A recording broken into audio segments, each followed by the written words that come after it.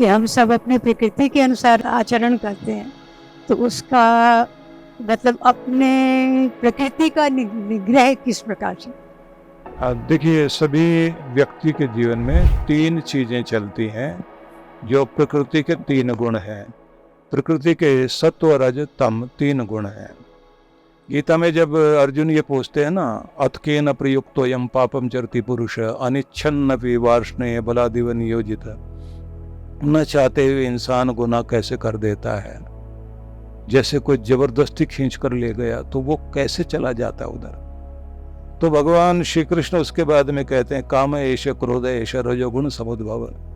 ये काम क्रोध जो रजोगुण से उत्पन्न होता है, इनके प्रभाव में आकर व्यक्ति उस तरफ चला जाता है कि न चाहते भी उससे गुनाह होते हैं।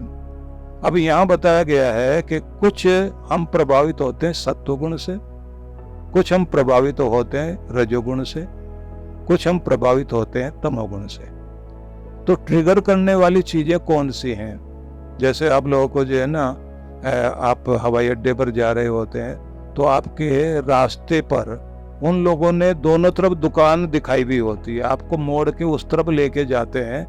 वो वहाँ जो चीजें दिखाते हैं, फिर कलर भी चुनते हैं, लाइट चुनते हैं कि कैसी लाइट डालनी है, और आपको ट्रिगर किया जाता है कि खरीदो खरीदो खरीदो खरीदो। तो आपको जो है, आपको लगता है मेरे पैसे ज़्यादा कीमती हैं, मुझे ज़रूरत भी नहीं है।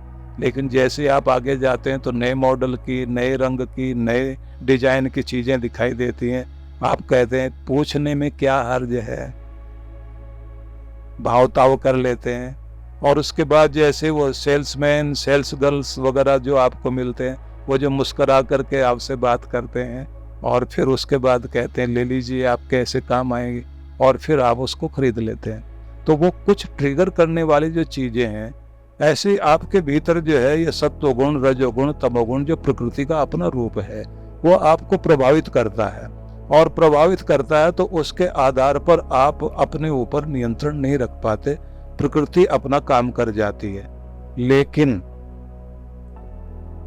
जब त्रिगुणातीत हो जाते हैं आप, तीनों गुणों से ऊपर उठने लग जाते हैं अपनी साधना से, अपनी भक्ति से, अपने संतुलन से, तब प्रकृति कुछ भी कोशिश करे उस प्रभाव में आप नहीं आ पाते।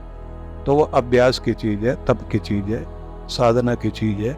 जैसे जैसे आप अपने ज्ञान को आगे बढ़ाएंगे, और ये बात ध्यान रख लीजिए कि आप तप भी करें, भक्ति भी करें, कुछ भी करें, आखिर में जो अनुभव होता है, एक्सपीरियंस जो आपको होता है, वो ज्ञान है। उस ज्ञान के द्वारा ही नियंत्रण पाया जा सकता है। इसलिए कहते हैं ऋति ज्ञानान्न मुक्ति। बिना ज्ञान के आपको मुक्ति मतलब कष्टों से छुटकारा होगा नहीं। और ज्ञान का मतलब सूचना, इंफॉर्मेशन नहीं है। हम लोग जो है इंफॉर्मेशन को ज्ञान समझ बैठे, दोनों में अंतर है। इंफॉर्मेशन क्या है? तैरने के बारे में आपको कोई किताब पढ़ने को मिल जाए, पीएचडी कर लें आप, और आपका अभ्यास कराया ना जाए और पानी में फेंक दिया जाए, तो पीएचडी सबसे पहले डूबेगा। और अगर आपको ना पढ़ा कर भी सिर्फ थोड़ा सा समझा के प्रैक्टिस करा दी जाए, तो प्रैक्टिस कराते ही आप जो है खुद को भी तारते हैं और डूबते हुए को भी बचा लेते हैं।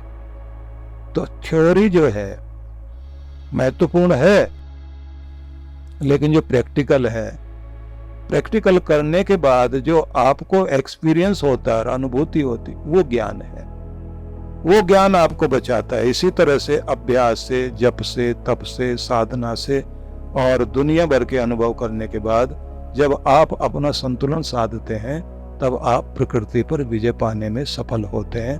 नहीं तो आपको ये प्रकृति नचाती है, तामसिक कर देगी आपको, आलसी हो जाओगे, आप उस तरह के व्यक्ति हो जाएंगे कि आपको कोई नशेड़ी मिल जाए जल्दी प्रभावित हो जाएंगे, जुआरी मिल जाए आप जल्दी प्रभावित हो जाएंगे। अगर आप राजसिक भोजन करते हैं, राजसिक लोगों के बीच बैठते हैं, तो आपके अंदर वैसी वृत्ति आ जाएगी, फिर आपको गुस्सा दिलाने वाले बहुत जल्दी गुस्सा दिलाएंगे। आपको जो है तरह तरह की वो चीजें सामने आएंगी।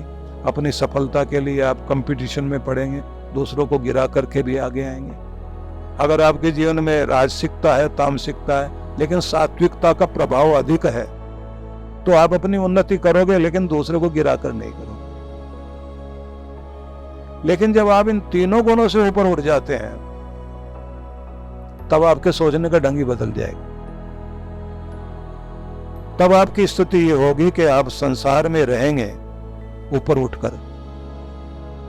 आप झोपड़ी में रहें या घर में रहें, बड़े घर में रहें, आपका आनंद में कमी नहीं रहेगी। तो प्रकृति पर विजय प्राप्त करने का मतलब यहाँ ये नेचर नहीं, वह प्रकृति से मतलब होता है कि जो हमारा स्वभाव है वो 3 गुणों पर आधारित है, राजसिक, तामसिक और सात्विक।